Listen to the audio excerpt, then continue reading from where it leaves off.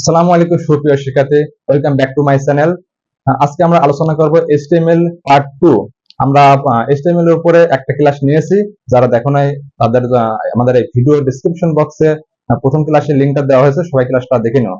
আজকে আমরা আলোচনা করব পার্ট 2। গত ক্লাসে আমি এই টেবিলটা তোমাদের দিয়েছিলাম। তো এই টেবিলটা এখন আমরা উত্তর করব। তোমাদের পরীক্ষায় হয়তো উদ্দীপকে আসছে এই টেবিল দেওয়া, এই টেবিলটা দিয়েছে, বলেছে এটার এইচটিএমএল করতে হবে। তাহলে এটা আমরা কিভাবে করব? আচ্ছা, এখন দেখো এই টেবিলের মধ্যে আমরা কি পাই। এই টেবিলের মধ্যে আমরা কি পাই? এই টেবিলের মধ্যে আমরা পাই টিআর পাই। এই টেবিলের মধ্যে কি পাই? টিআর। টিআর কি? Table row. এই টেবিলের মধ্যে পাই টিএস। টিএস হচ্ছে টেবিল হেডিং। এই টেবিলের মধ্যে পাই টিডি। টিডি এর পূর্ণ হচ্ছে টেবিল ডেটা। তাই টিআর কি? Table row. Table row. TS কি? Table heading. Table heading. TD কি? Table data.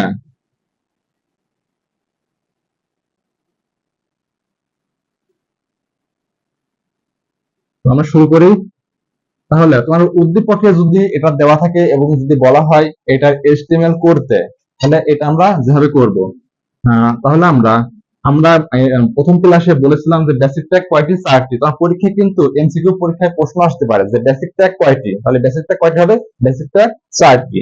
তো আমি শুরুতে তোমাদের যে কোনো এইচটিএমএল করতে হলে অবশ্যই বেসিক ট্যাগ লিখতে হবে। তো আমরা বেসিক ট্যাগ 4টি লিখি। এইচটিএমএল শুরু, তারপরে কি? তারপরে হেড,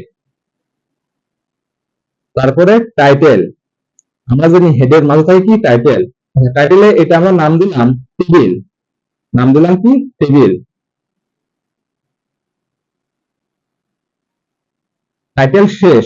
টাইটেল শেষ মানে হেড শেষ। তাহলে হেড শেষ করলাম। হেড শেষ। হেড শেষ মানে বডি শুরু। বডি শুরু। এই পর্যন্ত তোমাকে লিখতেই হবে। যে কোনো এইচটিএমএল করতে হলে তোমাকে অবশ্যই এ পর্যন্ত আসতে হবে, তারপরে তোমাকে শুরু করতে হবে। আচ্ছা, আমরা এখন এই টেবিলে আমরা কি দেখতে পাই বলতো? এই টেবিলে আমরা দেখতে পাই টেবিল বর্ডার। প্রথমে আনতে হবে আমাদের একটা টেবিল বর্ডার। Table border. এই টেবিল বর্ডারটা আনতে হবে। তাহলে টেবিল বর্ডার কি লিখবো? Table border. Table border double inverted তোমার মধ্যে দিতে হবে 1। এখানে 1 পিক্সেল দিতে পারো, তুমি 2 পিক্সেল দিতে পারো, 3, 4। অর্থাৎ তুমি 1 দিলে একটু ছোট হবে বর্ডার গুলো, 2 দিলে একটু বড় হবে, 3 দিলে আরেকটু বড় হবে। অর্থাৎ এখানে তুমি মানে যে কোনো সংখ্যা দিতে পারো, 1, 2, 3, 4 যে কোনো সংখ্যা দিতে পারো। ঠিক আছে? তাহলে টেবিল বর্ডার দিলাম। শুরুতে আমরা কি করলাম? একটা টেবিল বর্ডার দিলাম। টেবিল বর্ডার দেওয়ার পর এখন আসো, এখন আমরা কি দেখতে পাই?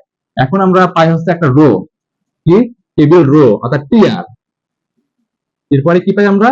টিআর বা টেবিল রো। তাহলে টেবিল রো শুরু। টেবিল রো শুরু। টেবিল রো এর পর কি দেখতে পাই? রোল, তারপর নেম। এগুলো কি? এগুলো হচ্ছে টেবিল হেডিং। টেবিল হেডিং কি? অর্থাৎ আচ্ছা, আমরা এখানে দেখো আমরা কি এভাবে লিখছি রোল 01, আবার এখানে কি লিখছি রোল 02। এভাবে কিন্তু আমরা লিখি নাই। এখানে হেডিং দিয়েছি রোল, তারপরে 01, 02। অর্থাৎ যখন মানে একই সংখ্যা দ্বারা বা কোনো কিছু দ্বারা একাধিক কিছু বোঝায়, সেটাকে বলা হয় হেডিং। আর হেডিং একবার লিখলে বারবার লেখার দরকার হয় না। হেডিং একবার লিখলে বারবার লেখার দরকার হয় না। এখানে তো আমি দিই নাই যে নেম রাকিব, এখানেও তো দিই নাই নেম রহিম। নেম শুধু একবারই দিয়েছি আমি, তারপরে রাকিব, রহিম। অর্থাৎ বুঝতে পারছি এগুলো সবগুলো কি? সবগুলোই নেম। তারপরে এখানে দিচ্ছি 01, 02। হেডিং যেহেতু রোল দেওয়া আছে, তাহলে বুঝতে পারছি 01, 02 এগুলো সবগুলো হচ্ছে রোল। এগুলো সবগুলো কি? রোল। তাহলে হেডিংটা কি? হেডিংটা হচ্ছে অর্থাৎ একবার লিখলে মানে অনেকগুলো যখন হয়ে যায় লেখা, অর্থাৎ অনেকগুলোকে যখন বোঝায়, সেটাকে বলা হয় হেডিং। তাহলে এখানে রোলটা হেডিং, এখানে নেমটা হেডিং। তাহলে টেবিল রো, টেবিলের রো, এই প্রথম রো এর মধ্যে কি আছে? হেডিং আছে। প্রথম রো এর মধ্যে কি আছে? হেডিং আছে। তাহলে টেবিল হেডিং শুরু করব। টেবিল হেডিং শুরু। প্রথমে কি আছে? রোল আছে। তাহলে প্রথমে আমরা রোল লিখবো। তাহলে টেবিল হেডিং শেষ। টেবিল হেডিং এটা শেষ, শেষ করে দিলাম। তারপরে আবার টেবিল হেডিং আছে দ্বিতীয় ঘরে, আবার টেবিল হেডিং আছে। টেবিল হেডিং কি আছে? নেম। তাহলে টেবিল হেডিং শুরু, টেবিল হেডিং শুরু, টেবিল হেডিং এর নাম কি? নেম। টেবিল হেডিং শেষ, টেবিল হেডিং শেষ। তাহলে আমরা টেবিল হেডিং এখানে শুরু করেছিলাম, তারপর কি নেম লিখলাম, তারপর টেবিল হেডিং শেষ করেছি। দেখো তো আমাদের তাহলে প্রথম রোয়ের কাজ শেষ না? প্রথম রোয়ের কাজ শেষ। প্রথম রোয়ের কাজ যখন শেষ হয়ে যাবে তাহলে টিআর শেষ, টিআর শেষ করে দিলাম, টিআর শেষ।